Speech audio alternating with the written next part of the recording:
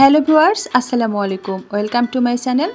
আজকে আবারও ওয়েলকাম জানাচ্ছি আমার নতুন একটি রেসিপি দেখার জন্য। আশা করি সবাই ভালো আছেন। আজকে আমি আপনাদের মধ্যে একটা নতুন ভর্তার রেসিপি নিয়ে এসেছি। আর এই ভর্তার রেসিপিটা হচ্ছে উত্তরবঙ্গের একদম জনপ্রিয় খাবার। উত্তর অঞ্চলের এমন কোনো মানুষ নাই যা হচ্ছে এই ভর্তার সঙ্গে অপরিচিত। আপনারাও হচ্ছে এই ভর্তার রেসিপি দেখলে একবার যদি খান তাহলে হচ্ছে বারবার খাবেন। আর যারা হচ্ছে এই ভর্তাটি খেয়েছেন তারা তো একদম ভর্তার পুরাই পাগল। তো চলেন দেখে নেওয়া যাক আজকের ভর্তাটা আমি কিভাবে করলাম। সম্পূর্ণ ভিডিওটি আপনারা অবশ্যই দেখবেন, কোনোভাবেই স্কিপ করবেন না। আর যারা লাইক দেননি তারা অবশ্যই লাইক দেবেন। এখানে আমি 2টি শীতল নিয়েছি। আর এই শীতলগুলো আগে থেকেই হচ্ছে বানানো ছিল, যেহেতু শীতল আগেই হচ্ছে বানিয়ে শুকিয়ে রাখা হয়, তাই এটা হচ্ছে যে অনেকটা সফট করতে হয়। আমি এটা হচ্ছে ডিপ ফ্রিজে সংরক্ষণ করেছিলাম। সেটা থেকে আমি 1 ঘন্টা আগে বের করে নর্মাল টেম্পারেচারে রেখে সেটাকে আমি নর্মাল করে নিয়েছি। আর এখানে দেখতে পাচ্ছেন 2টো শীতলের জন্য 5টা বড় বড় হচ্ছে রসুন। এগুলো হচ্ছে এখন আস্ত দেখতে পাচ্ছেন, এগুলো হচ্ছে আমি কোয়া খুলে নিব। তারপর এখানে শীতল দুটোকে, আমার শীতল দুটো সফট থাকার কারণ হচ্ছে আমি সফট করে বানিয়েছিলাম আর ডিপ ফ্রিজে রেখেছিলাম।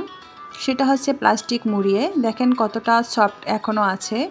তারপর এই শীতলগুলো হচ্ছে আমি দুটোকে ভেঙে নেব ছোট ছোট টুকরো করে।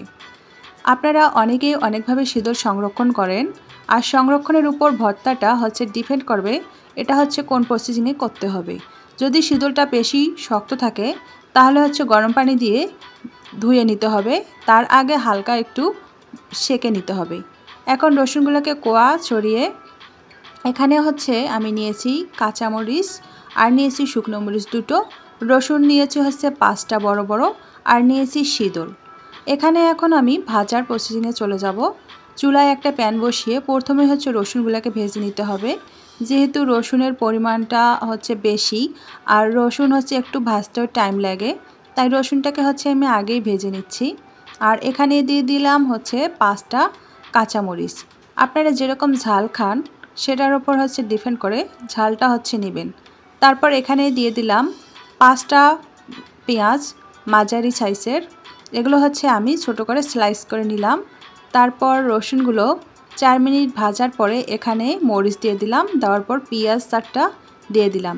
এখন চুলা হচ্ছে মিডিয়াম আছে, এগুলোকে অনবরত নাড়তে হবে যাতে পুড়ে না যায়।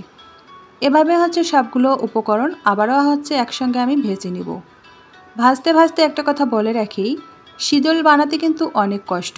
উত্তরাঞ্চল মানুষেরা শীতল কিন্তু বানিয়ে তাদের বিভিন্ন আত্মীয় স্বজন বিভিন্ন অঞ্চলে থাকে, তারা কিন্তু হচ্ছে অনেকভাবে পাঠিয়ে থাকে। হয়তো বা বাংলাদেশের আনাচে কানাচে অনেক মানুষের কাছেই শীতল থাকে, কিন্তু আসলে ভর্তা করার প্রসেসিংটা অনেকেই জানেন না কি লাগে। কিন্তু আমার আজকের ভিডিওটা যারা হচ্ছে খুব ভালোভাবে দেখবেন, কোনোভাবেই স্কিপ করবেন না, তাহলে হচ্ছে ভর্তা কিভাবে করে আপনারা খুব ভালোভাবে এভাবে করে খেতে পারবেন। এখন এভাবে আমি অনবরত নাড়তে নাড়তে এখানে যে ভেঙে রাখা শীতলটা, সেই শীতলটা হচ্ছে যে এখানে দিয়ে দিলাম। তার আগে আমার বাকি উপকরণগুলো যেগুলো আমি হচ্ছে আগে ভাজিয়ে নিয়েছিলাম, রসুনের কোয়া, ওগুলো কিন্তু সিদ্ধ হয়ে গেছে। এখন অনবরত নাড়তে হবে। এই পর্যায়ে কিন্তু গুঁড়ো গুঁড়ো হয়ে যাচ্ছে শীতলগুলো, আর পুড়ে যাওয়ার সম্ভাবনাও বেশি থাকে, তাই একটু ধৈর্য সহকারে এটাকে ভালো করে অনবরত নাড়তে হবে। এখন এখানে দিয়ে দিলাম 2টো শুটমরিচ। এই শুটমরিচ 2টো দেওয়ার কারণ হচ্ছে আমি এখানে 2টো মরিচের স্বাদ নিলে খুব ভালো হবে, তার জন্য হচ্ছে নিয়েছি। আপনারা চাইলে এক প্রকারের মরিচ নিতে পারেন আর আরেকটা স্কিপ করতে পারেন। এখন এভাবে আবারও নাড়লাম। নাড়ার পরে এখানে আমি দিয়ে দিলাম 1 কাপ পরিমাণ পানি। পানিটা দিয়ে দেওয়ার কারণ হচ্ছে শীতলটা ভালো করে সিদ্ধ হয়ে যাবে আর বাকি উপকরণের সঙ্গে ভালোভাবে একটা সফটনেস চলে আসবে। এখন এগুলো ভালো করে আবারও নেড়ে চেড়ে ঢাকনা দিয়ে যতক্ষণ পানি শুকিয়ে না যায় ততক্ষণ জাল করে নিতে হবে। এখন আমি এর ঢাকনাটা দিয়ে এখন জাল করে নিচ্ছি। এই পর্যায়ে কিন্তু চুলো ছেড়ে দূরে যাওয়া যাবে না, বা মোবাইল ফোনও কিন্তু চালা যাবে না, তাহলে পুড়ে যাওয়ার সম্ভাবনা থাকবে। তখন আবার দেখা যাবে যে পুড়ে যাওয়ার ঘ্রাণ পেয়ে আপনি চলে আসছেন। তাই ধৈর্য সহকারে এই শীতল ভর্তাটা আপনাকে করতে হবে যদি আপনি পারফেক্ট টেস্ট পেতে চান। এখন আমি আবারও খুন্তি দিয়ে ভালো করে নেড়ে নিচ্ছি। দেখেন পানিগুলো শুকিয়ে যাচ্ছে। এখন একদম চুলার হিট একদম লোয়ে দিয়ে আবারও হচ্ছে একটু নেড়ে চেড়ে দিতে হচ্ছে। এমন এক পর্যায়ে আসবে যখন অনবরত খুন্তি দিয়ে নাড়তে নাড়তে যখন দেখা যাবে যে সম্পূর্ণ উপকরণগুলো হচ্ছে খুন্তির সঙ্গে উঠে আসতেছে, তখন কিন্তু এটা হচ্ছে পারফেক্ট ভাজা হবে। এখন একদম চুলার হিট অল্প আছে, ভালোভাবে আমি আবারও হচ্ছে নেড়ে নেড়ে নিচ্ছি আর বারবার হচ্ছে উল্টে পাল্টে নিচ্ছি যাতে পুড়ে যাওয়ার সম্ভাবনা না থাকে। এখন দেখতে পাচ্ছেন আবারও হচ্ছে 3 থেকে 4 মিনিট জাল করার পর এটা কতটা হচ্ছে যে একসঙ্গে সফট হয়ে চলে আসছে, যে একদম খুন্তির সঙ্গে চলে আসতে যাচ্ছে। এভাবে হচ্ছে সম্পূর্ণটা ভাজার পর আমি ফ্যানের তলে নিয়ে আসলাম এটাকে ঠান্ডা করার জন্য। 5 মিনিটের মতো আমি ঠান্ডা করে নিব। আপনারা চাইলে শিলপাটায়, বাটনায় অথবা হচ্ছে হামানদিস্তাতে বেটে নিতে পারেন, যার যেটা হচ্ছে সুবিধা হয়।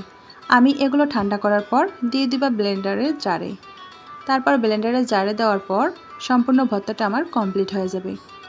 আপনারা যারা হচ্ছে যে এই ভর্তাটা আগে খাননি তারাও কিন্তু হচ্ছে যে এভাবে একবার দেখিয়ে তারপর হচ্ছে ভর্তাটা বানিয়ে খেতে পারেন। এটা কিন্তু গরম ভাতের সঙ্গে খুব যায়, আর শীতের সিজনে তো কোনো কথাই নেই, গরম ভাতের সঙ্গে খুব ভালো খাওয়া যায়। আর শীতল কিন্তু শুধু ভর্তাই খাওয়া যায় না, শীতল দিয়ে হচ্ছে মাছও রান্না করা যায়। আর কোনো একদিন শীতল হচ্ছে কিভাবে বানায় সেটা দেখিয়ে দেব। এখন ব্লেন্ডারের জারে সবগুলো উপকরণ আবারও হচ্ছে আমি তুলে তারপর খুন্তিটা হচ্ছে আবারও এখানে মুছে তারপরে বাকিটা সম্পূর্ণ দিয়ে দিলাম। দেওয়ার পরে এখন এখানে দিয়ে দিব পরিমাণ মতো লবণ। লবণটা একটু বুঝে শুনে দিতে হবে, কারণ অনেক সময় দেখা যায় লবণের পরিমাণ বেশি হলে ভর্তা কিন্তু খেতে ভালো লাগে না। আমি এখানে দিয়ে দিলাম আমার টেস্ট অনুযায়ী পরিমাণ মতো লবণ। এখন এখানে দিয়ে দেব সরষের তেল।